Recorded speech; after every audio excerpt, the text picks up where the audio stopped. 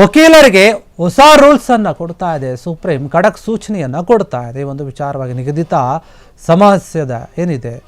ಸಾಮಸ್ಯದ ಒಳಗೇನೆ ವಾದವನ್ನು ಮಂಡಿಸಬೇಕು ಅಂತ ಹೇಳ್ತಾ ಇದೆ ಸುಪ್ರೀಂ ಕೋರ್ಟ್. ಹೇಳ್ತಾ ಇರುವಂಥದ್ದು ಸುಪ್ರೀಂ ಕೋರ್ಟ್ ಹೊಸ ಸುತ್ತೋಲೆಯನ್ನು ಹೊರಡಿಸಿದೆ ಈ ಒಂದು ವಿಚಾರಕ್ಕೆ ಸಂಬಂಧಪಟ್ಟ ಹಾಗೆ. ಏನಂತಂದರೆ ಹೊಸ ರೂಲ್ಸ್ ಯಾವುದಂದರೆ ನಿಗದಿತ ಸಮಯ ಅಥವಾ ಸಾಮ್ಯದ ಒಳಗೆ ಇವರು ವಾದವನ್ನು ಮಂಡಿಸಬೇಕು ಅಂತ ಹೇಳ್ತಾ ಇದೆ.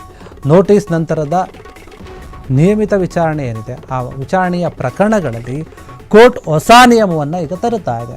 ಭಾರತದ ಮುಖ್ಯ ನ್ಯಾಯಮೂರ್ತಿ ಸೂರ್ಯಕಾಂತ್ ಪೀಠದ ಏನಿದೆ ಆ ಪೀಠ ಮಹತ್ವದ ಒಂದು ಸುತ್ತೋಲೆಯನ್ನು ಹೊರಡಿಸಿದೆ. ಸುಮ್ಮನೆ ವಿಳಂಬ ಮಾಡೋಕ್ಕೆ ಹೋಗಬಾರ್ದು ಕೆಲವೊಂದು ವಿಚಾರಗಳಲ್ಲಿ ಅಂತ ಹೇಳಿ ಕೋರ್ಟ್ ಈ ರೀತಿಯಾಗಿ ತೀರ್ಮಾನವನ್ನು ಕೈಗೊಂಡಿದೆ. ಇದು ಸುಪ್ರೀಂ ಕೋರ್ಟ್ನ ಒಂದು ಆದೇಶ. ಇದನ್ನು ದೇಶದ ಎಲ್ಲ ವಕೀಲರು ಕೂಡ ಎಲ್ಲ ರಾಜ್ಯದವರು ಪಾಲಿಸಬೇಕಾಗುತ್ತೆ. ಹೊಸ ವರ್ಷದಿಂದ ಈ ಒಂದು ಹೊಸ ರೂಲ್ಸ್ ಜಾರಿಯಾಗುತ್ತೆ. ಖಡಕ್ಕಾಗಿ ಕೊಟ್ಟಿರುವಂತಹ ಸೂಚನೆ ಇದು. ನಿಗದಿತ ಸಾಮ್ಯದ ಒಳಗೇನೆ ಅಥವಾ ಕಾಲಾವಕಾಶ ಏನು ಕೊಟ್ಟಿರ್ತಾರೆ ಅದರ ಒಳಗೇನೆ ನೀವು ವಾದವನ್ನು ಮಂಡಿಸಬೇಕಾಗುತ್ತೆ. ನಿಮ್ಮ ಕಕ್ಷಿದಾರರಿಗೆ ನೀವು ನ್ಯಾಯವನ್ನು ಕೊಡಿಸಬೇಕಾಗುತ್ತೆ ಕೇಸ್ಗೆ ಸಂಬಂಧಪಟ್ಟ ಹಾಗೆ. ಇಲ್ಲ ಅಂತಂದರೆ ನಿಮ್ಮ ಮೇಲೆ ಕ್ರಮವನ್ನು ತೆಗೆದುಕೊಳ್ಳಲಾಗುತ್ತೆ ಅಂತ ಹೇಳಿ ಸುಪ್ರೀಂ ಕೋರ್ಟ್ ಒಂದು ಹೊಸ ಸುತ್ತೋಲೆಯನ್ನು ಈಗ ಹೊರಡಿಸಿದೆ ಈ ಒಂದು ವಿಚಾರಕ್ಕೆ ಸಂಬಂಧಪಟ್ಟ ಹಾಗೆ. ನೋಟಿಸ್ ನಂತರದ ನಿಯಮಿತ ವಿಚಾರಣೆ ಏನಿದೆ ಆ ವಿಚಾರಣೆಯ ಒಂದು ಪ್ರಕರಣಗಳಲ್ಲಿ ಕೋರ್ಟ್ ಈ ರೀತಿಯಾಗಿ ಹೊಸ ನಿಯಮವನ್ನು ತರುತ್ತಾ ಇದೆ. ಇದನ್ನು ತಂದಿರುವಂಥದ್ದು ಯಾರು ಅಂತಂದರೆ ಭಾರತದ ಮುಖ್ಯ ನ್ಯಾಯಮೂರ್ತಿ ಆಗಿರುವಂತಹ ಸೂರ್ಯಕಾಂತ್ ಏನಿದ್ದಾರೆ ಅವರು ಇತ್ತೀಚೆಗೆ ಅಧಿಕಾರವನ್ನು ವಹಿಸಿಕೊಂಡಿದ್ದರು ಸುಪ್ರೀಂ ಕೋರ್ಟ್ನ ನ್ಯಾಯಾಧೀಶರಾಗಿ. ಅವರು ಇರುವಂತಹ ಒಂದು ಪೀಠ ಈ ರೀತಿಯಾಗಿ ಮಹತ್ತರವಾದಂಥ ಒಂದು ಆದೇಶವನ್ನು ಕೊಡುತ್ತಾ ಇದೆ. ಇನ್ನು ಮುಂದೆ ವಕೀಲರೆಲ್ಲರೂ ಕೂಡ ಈ ಒಂದು ನಿಯಮವನ್ನು ಪಾಲಿಸಲೇಬೇಕಾಗುತ್ತೆ.